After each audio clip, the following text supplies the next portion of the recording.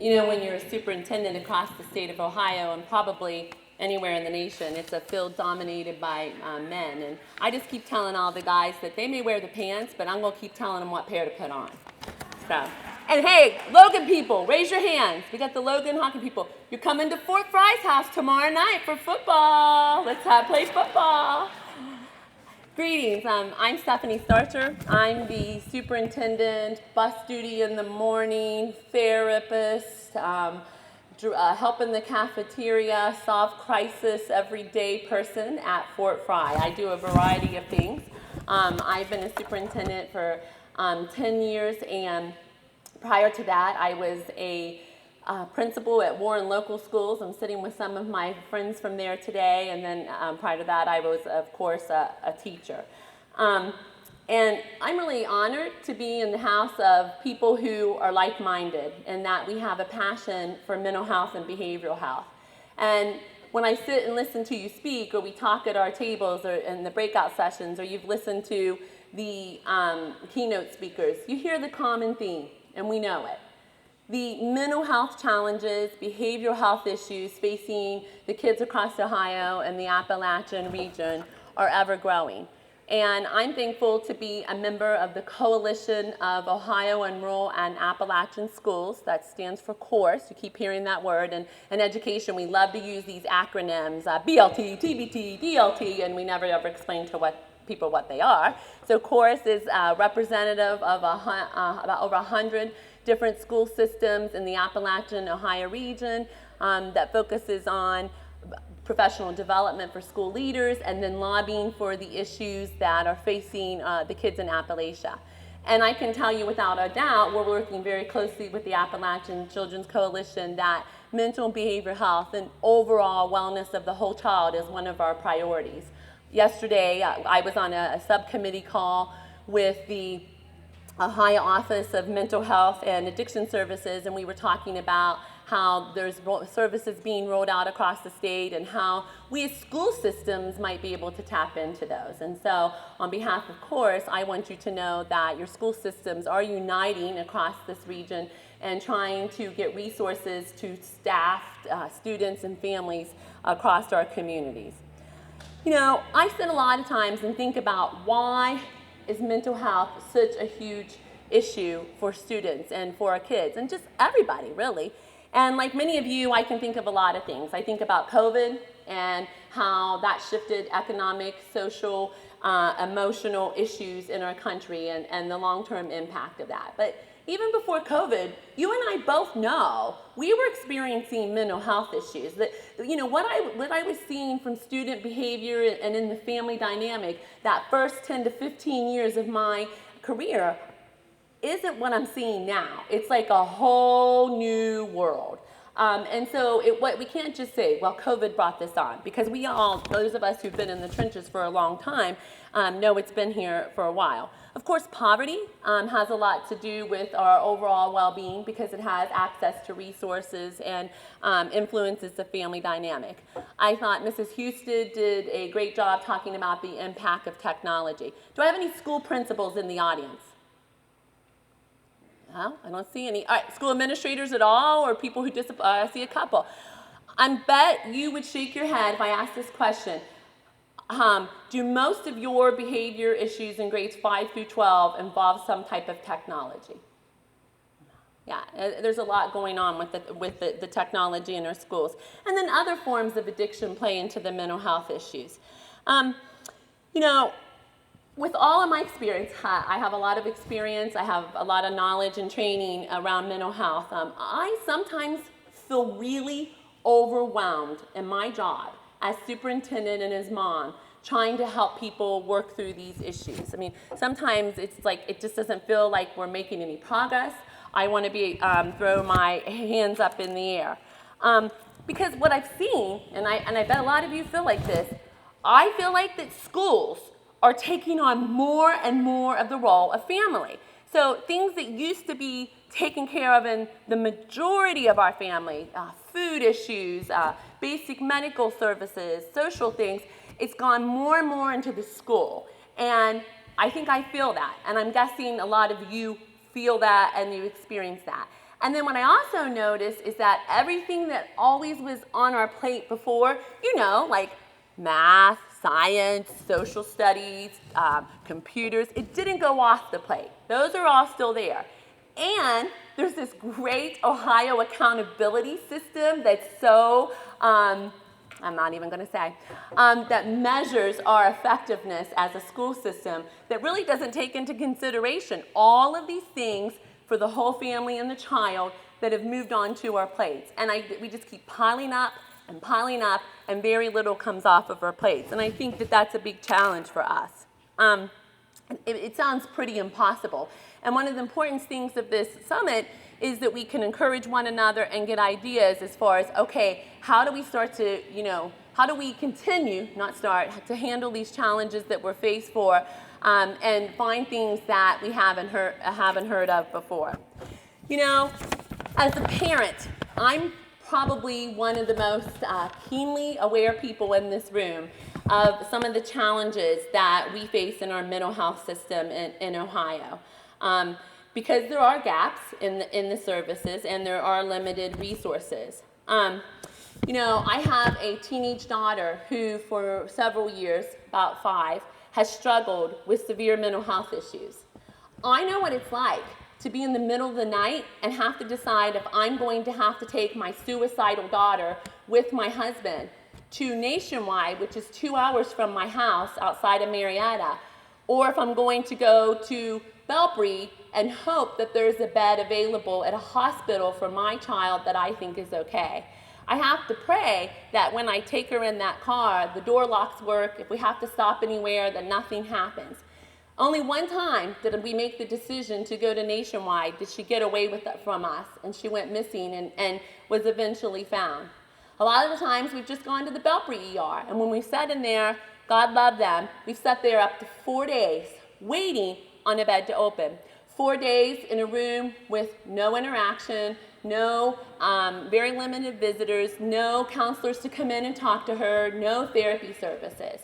And this experience that I'm telling you about happens to your kiddos all the time. When you have a crisis, a psychiatric crisis, and you say, well, they need to go to the ER or they need to be assessed by medical professionals for suicide, this is the reality of what is often happening to our kids.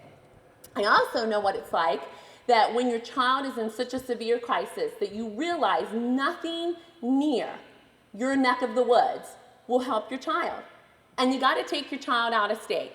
And then you got to make the decision with your husband as to which one of you is going to take leave from work. And guess what? I know there's no teacher substitutes, but there sure as heck isn't any superintendent substitutes to cover me when I'm out. So we make that decision as a family, and we've taken our daughter to, we went to Atlanta and put in a program there, and we made that work as a family with a lot of sacrifices and a lot of support from the people in my work community and the people at Warren. We made the decision to do an intensive program at Boston for my daughter. It was sponsored by Harvard, and we had to do it outpatient because they wouldn't accept her inpatient. My daughter ran away from me there, and my daughter was raped there. The man who did that to my daughter is still in jail to this day. I could tell you so many heartbreaking stories. But my daughter is just one of the many faces of the kids in Ohio that we serve that are experiencing these and other issues in the mental health system in our state. You know, one of the things I've learned is I almost wish I was poor, because if I was poor, I might qualify for services. Or if I was richer, I could pick any of the services for my daughter that I wanted. When you're caught in that middle class area, it's often challenging for you because you don't qualify for free services, but you don't make enough money to pay some of the services that are recommended to you. I once got a sheet from an agency that was going to charge me $5,000 up front to work with them, cash, and then they gave me a list of places that would charge $14,000 a month for my daughter to be in a recovery program, and they didn't accept insurance. You know, and I think about the other solution that was proposed to me. Well, Stephanie and Jeff Starcher, if you give up temporary custody of your daughter and she becomes a ward of Children's Services, she's going to qualify for a lot more services. I said, heck no. Well, okay, I didn't say heck no. I might have said another word and a few other explicitives. I got to be honest with you all. And I didn't allow that, nor will I ever, because my daughter belongs in my home, and I am the best advocate for her and her mental health resources compared to anyone else. I think about the kids, the grandmas, the mom's boyfriend's dad, uncle, sister who's raising a kid, because you know that's happening. You know, parent went off for the weekend bender and we don't know who's raising them for the weekend, and somebody comes in and we're like, who? Because you're not on the emergency medical card anywhere to talk to. And we talk, and they're in crisis. They tried to hurt themselves this weekend. You know, we can't get them to show up to school. And I think about, wow, my daughter has Jeff and Stephanie Starcher advocating for her. And I wrote a dissertation, that was painful, and I know how to research, and I know how to get on the computer, and I know how to navigate systems. But the kiddos in Fort Frye local schools that are really struggling with these mental and behavioral health issues, they don't have parents often who have the skills that my husband and I have. So I think about, and I wonder, how are we going to keep helping these kids? And when my daughter has been in treatment programs, I see some of those kids who have zero support. And it breaks my heart, and I pray for them. And I try to encourage us to continue to try to find services for them. Look, I could sit here and talk to you all day long about the shortcomings of our system and how there is so much more that we need to do and what are we going to do, and I could really discourage us. I think it's important that we need to not be burdened down with all the things we haven't accomplished yet, and talk a little bit about what have we done and what can we do. So I want to point out a few things so that we understand we're not paralyzed by this mental health crisis. For example, I don't know if you're a Republican, a Democrat, independent, whatever you want to be today, but I can tell you, the governor, the lieutenant governor, they support mental health in Ohio. I can tell you, the majority of legislatures support mental health in Ohio. They're asking people in the field, they talk to ACC, they come to course, they talk to teachers, what is it we need to do? What are the most pressing things? You know, I know that places like Nationwide have expanded their Big Lots Pavilion to include more beds. Residential programs have increased across the state for our students. There's so many agencies embedded in the school systems. I know at Fort Frye, we have 5 full-time staff members in a very small rural district of 1,000 kids that we contract through a behavioral health program. If you ever want to know more about that, reach out to me. We also have a galore of after-school programs that a lot of school systems are putting in place. We have mobile health units that are actually for psychiatric crises, a couple of those in communities around the state. And I know that the ACC and other agencies are doing a phenomenal job trying to find ways to recruit people to work in the mental health field and the behavioral health practices. You know, recently, Washington County we got a great announcement. Marietta Memorial Health is going to open up a children's hospital in Washington County. In fact, it's like 5 miles from my house. And my daughter really won't ever get to use it. She's going to turn 18 before she could go there. However, I thought to myself, when my daughter is seriously self-harmed, which has been many times, and she's needed medical intervention to stay alive, I thought to myself, how wonderful would it have been to drive down the road and stay right there with her instead of tracking up here and living up here until she had recovered. And I thought about, with tears in my eyes, how so many families are going to be blessed by that hospital for children that's coming there. And not yet does it have behavioral health units, but someday it will. Someday it will. And so I think this all happens. All these things we've already accomplished, that you've already accomplished, because people with a common interest and an intense passion come together for a purpose.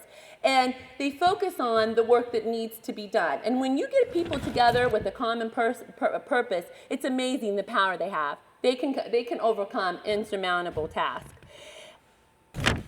I want to think about in past history where people have had to come together to overcome things that seem insurmountable. For example, I was thinking about in the 1950s, polio came, and people didn't know what to do and how to treat it, and they were overwhelmed with the problem, and they didn't just sit around and admire the problem. I hate to go to meetings in my school system and we just sit around and we admire the problem and we talk about it, and then we leave, and then we schedule another meeting the next month, and nothing happens.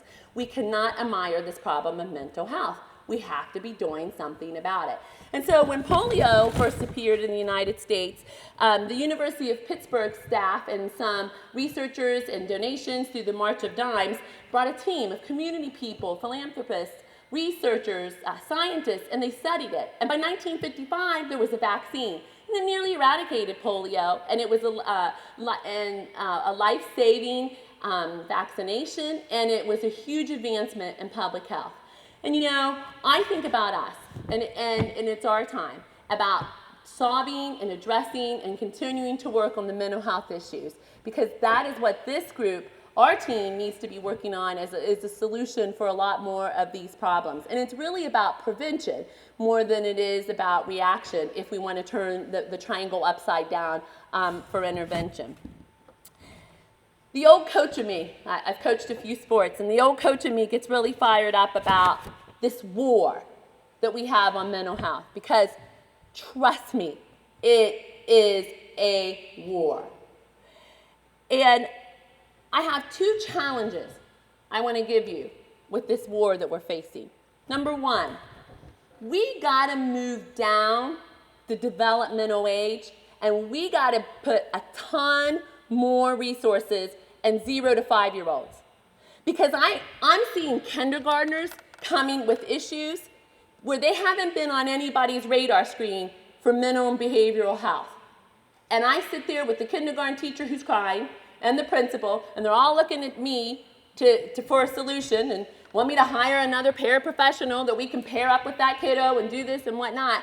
And we're all like, how did that kid get to be 5 or 6 years old and some pediatrician isn't calling us or someone isn't reaching out to us? And so one of the things I hope you ask somebody today is, hey, what's your county doing for birth to 5-year-olds? Because we have to intervene at that level. Kindergarten is too late. It is too late. The second thing that I would like to challenge you about, teammates, as your cheerleader here, according to the Cleveland Clinic, empathy fatigue is the emotional and physical exhaustion that happens from caring for people day to day after day who are suffering from mental health issues or any other type of issues. I know that my husband and I have experienced empathy fatigue. So when you have empathy fatigue, you start to see this loss of, a loss of interest. You're distracted from the caregiving. You distance yourself. You have trouble continuing to give the care. You start to feel a numbness. I'm really scared that a lot of our mental health providers and our teachers and our staff and our school systems, they are suffering phenomenally with empathy fatigue. They're getting secondary trauma because they're hearing what the kids have gone through, or they're seeing what the kids and families are going through, and it's killing them. They're giving so much empathy and support that their internal well is running dry. So, I haven't heard that word today. I haven't heard any of us say, what are we going to do to take care of these people who are taking care of these kids and families? Because we got to take care of ourselves. We got to pull the oxygen mask down from the airplane first, or we are not going to be able to continue to sustain these mental health supports for others. I hope today you will think about this and you'll ask somebody that you don't know, or maybe you'll say, maybe we can look for something on that and do some kind of summit around those types of issues, because we need to support our people. When my daughter started experiencing a mental health crisis, it was really hard for my husband and I to make sense of it. We felt alone, we felt isolated, we felt helpless. We really thought we had failed as mom and dad.